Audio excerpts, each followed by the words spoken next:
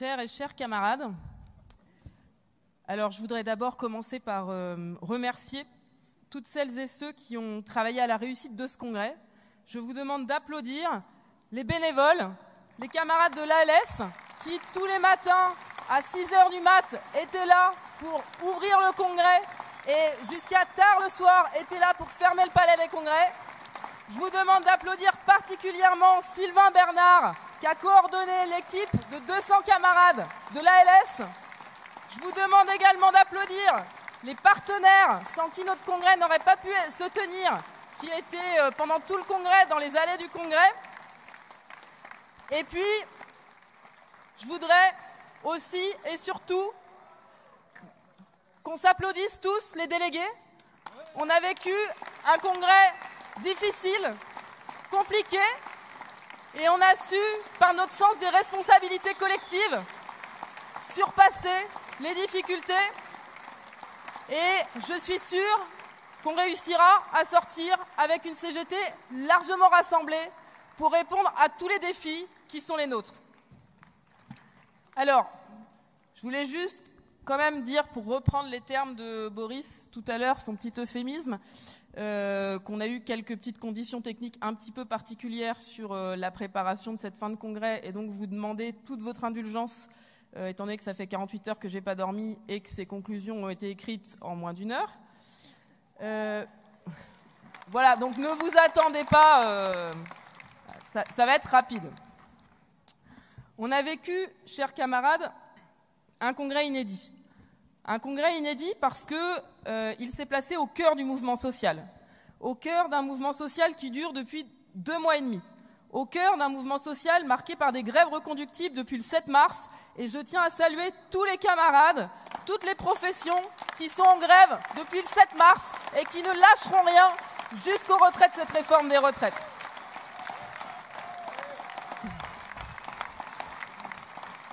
Notre congrès, il était inédit aussi, c'était peut-être pas complètement prévu, parce qu'il s'est tenu sur une terre volcanique. Alors, heureusement, on a empêché l'éruption, plutôt. Mais bon, il ne faut pas qu'on se mente, notre congrès, il a été très difficile, il a été violent parfois. Je pense que c'est important de se redire que cette violence, elle n'est pas normale, elle n'a pas sa place dans les rapports militants et qu'il faut qu'on travaille pour la faire disparaître.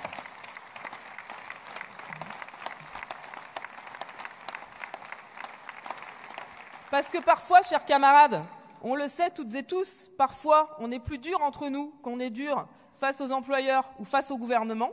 On a besoin, c'est tellement dur la lutte, qu'il faut que le militantisme, ça soit un havre de paix, de ressourcement pour retrouver la force face aux attaques du capital. Alors, faire en sorte de retrouver des relations apaisées, pacifiées, ça ne va pas se faire du jour au lendemain. Il y a des plaies qui sont importantes, mais ça passe d'abord par notre culture des débats. Il faut qu'on réapprenne à travailler tous et toutes ensemble, à l'image de ce que nous savons si bien faire dans les luttes. Et ce qu'on sait faire dans les luttes, il n'y a pas de raison qu'on ne sache pas le faire dans la CGT, parce que c'est exactement la même méthode qu'il faut employer.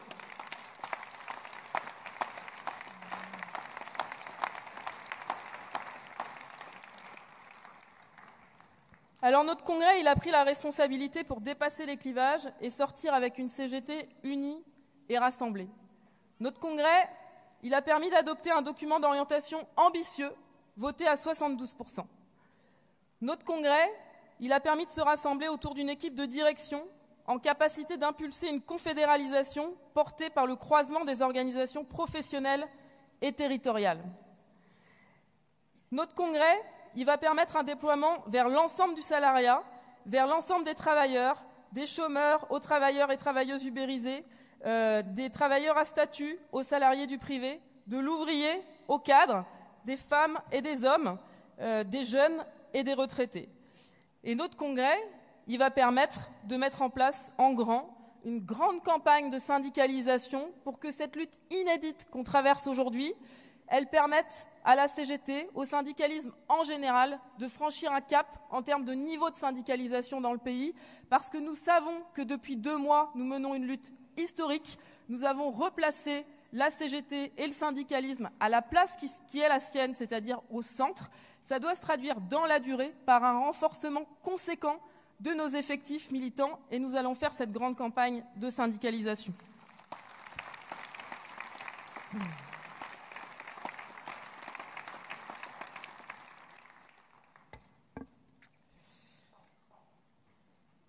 Alors, notre document, voté à plus de 70%, il comprend un certain nombre d'orientations claires et une feuille de route claire. D'abord, une feuille de route sur la question de l'industrie et des services publics. L'enjeu, c'est un plan de reconquête industrielle pour gagner la relocalisation de l'industrie, une transformation aussi de l'outil industriel parce qu'il faut produire autrement pour répondre aux enjeux environnementaux et pour mettre fin à cette saignée industrielle qui affaiblit notre pays depuis trop longtemps. Notre document d'orientation, il comprend des orientations claires sur la question environnementale et sur les questions sociales. Parce que la particularité de la CGT, la marque de fabrique de la CGT, c'est d'être capable de porter au même niveau l'environnement et le social, fin du monde et fin du mois, et de sortir des oppositions délétères, stériles, entre le social et l'environnemental. Et pour réussir à faire ça, eh bien, il faut travailler à partir de ce que nous savons faire, c'est-à-dire partir du travail, partir de nos métiers et à partir de là, transformer l'outil productif pour répondre aux enjeux environnementaux à partir de nos questions syndicales quotidiennes. Les questions environnementales, ce n'est pas des questions extérieures à notre militantisme quotidien, ce n'est pas des questions sociétales, c'est des questions qu'il faut qu'on porte au quotidien en même temps que nous portons les enjeux sociaux dans les boîtes. Et puis, dans notre document d'orientation, il y avait aussi des orientations claires en matière de féminisme, d'égalité femmes-hommes et de lutte contre les violences sexistes et sexuelles. Et c'est très important parce que ça montre que la CGT, elle a su être précurseur et comprendre que ces questions ne peuvent pas être des questions secondaires et qu'elles doivent être réglées de façon claire avec une exemplarité à tous les niveaux au travail parce que évidemment c'est au cœur de nos enjeux de pouvoir garantir la dignité des femmes et des hommes au travail et donc empêcher qu'il y ait des phénomènes de harcèlement sexuel au travail, mais aussi dans notre organisation avec une exemplarité forte. Alors, je ne vais pas continuer plus longtemps pour les raisons techniques que je vous ai indiquées tout à l'heure, donc je vous ferai des discours plus longs. Dernière priorité et élément d'orientation clair dans notre document d'orientation, nos orientations internationalistes qui ont été rappelées et confirmées dans notre document d'orientation parce qu'on sait que jamais le capital n'a été aussi mondialisé, jamais notre travail n'a été aussi internationalisé et que si on n'est pas capable de s'organiser au plan mondial, au plan international, on ne pourra pas faire reculer le capitalisme. Et donc, la CGT, elle est organisée au plan international, c'est sa marque de fabrique et on l'a rappelé dans des votes clairs avec nos affiliations internationales qui sont rappelées et qui permettent que la CGT, elle s'investisse dans ces organisations au plan européen et au plan international pour renforcer leur dimension combative et de lutte des classes.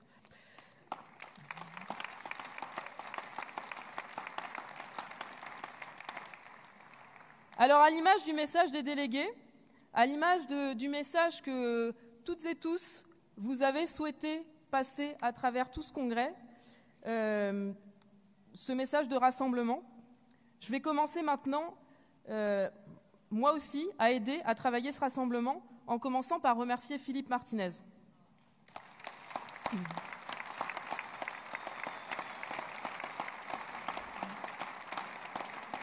Philippe a dirigé pendant 8 ans la CGT. Ses moustaches sont célèbres. On nous dit même qu'un certain nombre de personnes se syndiquent pour ses moustaches, il faut le rappeler. Et Philippe, je voulais t'adresser un message personnel et te dire que tu as réussi, et ce n'était pas une mince affaire, à amener pour la première fois une femme à la tête de la CGT. Et je sais que ça te tenait particulièrement à cœur.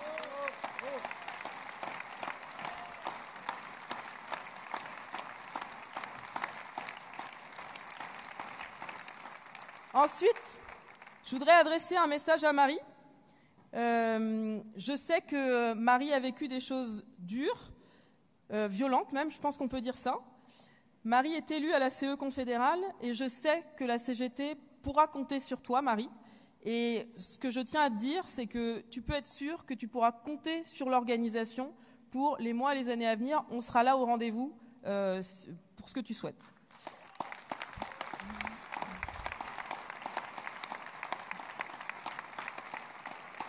Enfin, je voulais aussi passer un message à Olivier Matteux. Donc, j'ai dit que Philippe était célèbre par ses moustaches. Olivier s'est aussi rendu célèbre par son look et son phrasé, et puis son accent bien marseillais, évidemment, notamment à la télé. Et je sais, Olivier, que la CGT pourra continuer à compter sur toi pour ton apport déterminant à la lutte et à l'élévation du rapport de force.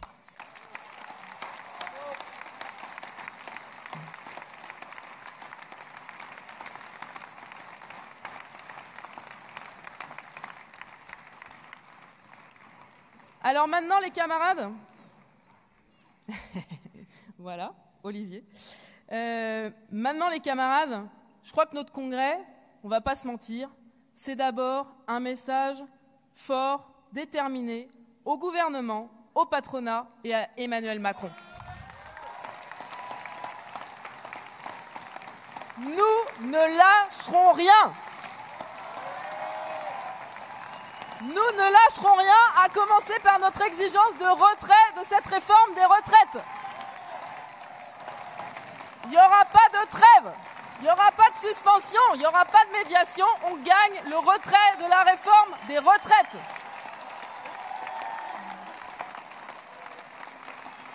On ne reprendra pas le travail tant que cette réforme ne sera pas retirée.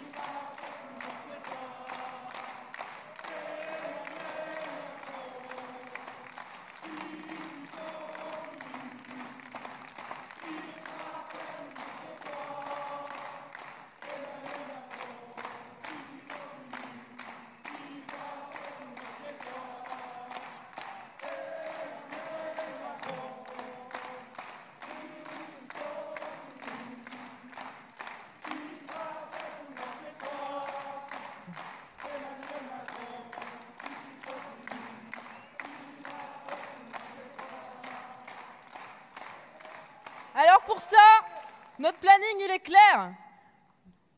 Dès la sortie du congrès, évidemment, tous les délégués reprendront la lutte. C'est pas comme si on l'avait arrêté, on avait continué pendant le congrès. Puis on a des camarades qui ont continué à tenir les piquets de grève pendant notre congrès, à qui il faut qu'on adresse toute notre solidarité. Le planning de la semaine prochaine, il est déjà bien balisé. Il y a une date qui est appelée par toute l'intersyndicale, le 6 avril prochain. Grande journée de manifestation, grande journée de grève dans le pays. Raz-de-marée, déferlante, on sera encore plus de 3 millions dans le pays si d'ici là, la réforme n'est pas retirée.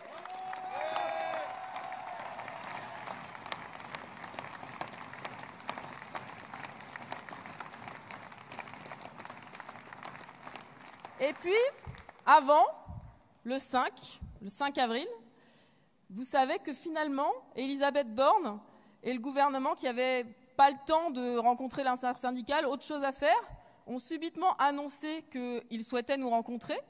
Donc il y a un rendez-vous de l'intersyndicale le 5 avril avec Elisabeth Borne. Et nous irons, toute l'intersyndicale, unie, pour exiger le retrait de cette réforme de façon ferme, déterminée.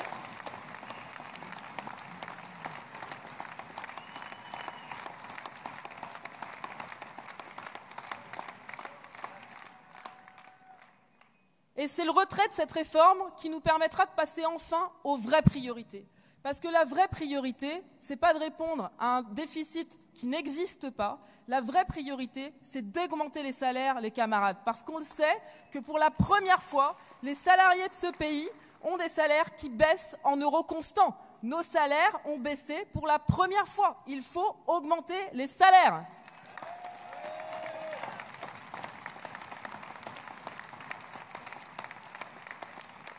Les vraies priorités, c'est d'améliorer les conditions de travail, parce que le bienfait de cette mobilisation contre la réforme des retraites, c'est que ça a permis de faire la transparence sur la réalité des conditions de travail aujourd'hui, qui font que dans la moitié des métiers, on ne peut pas continuer à travailler après 50 ou 55 ans, tellement les boulots sont pénibles.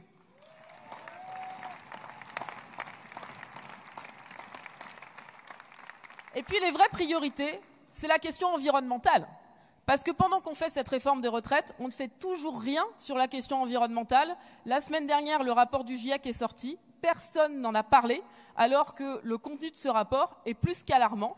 On enterre, on continue comme avant, et le capitalisme continue à détruire notre planète. Ça n'est plus possible.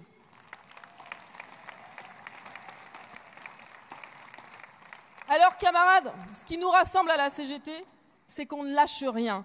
Nous ne lâcherons rien dans notre bataille contre la répression, contre la criminalisation, contre les attaques contre les libertés syndicales, contre le droit de grève et contre les réquisitions.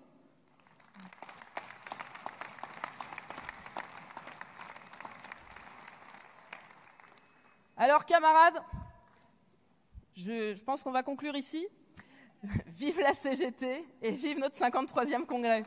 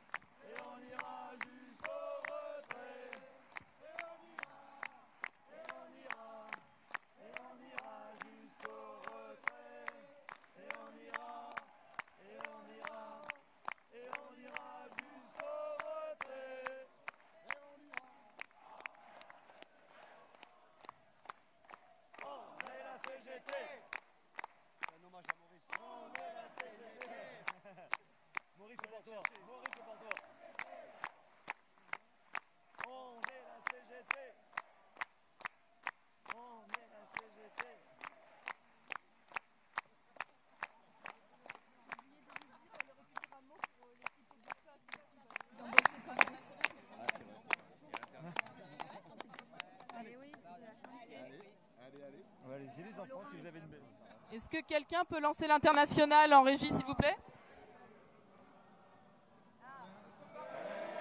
National sera le genre humain, c'est la lutte.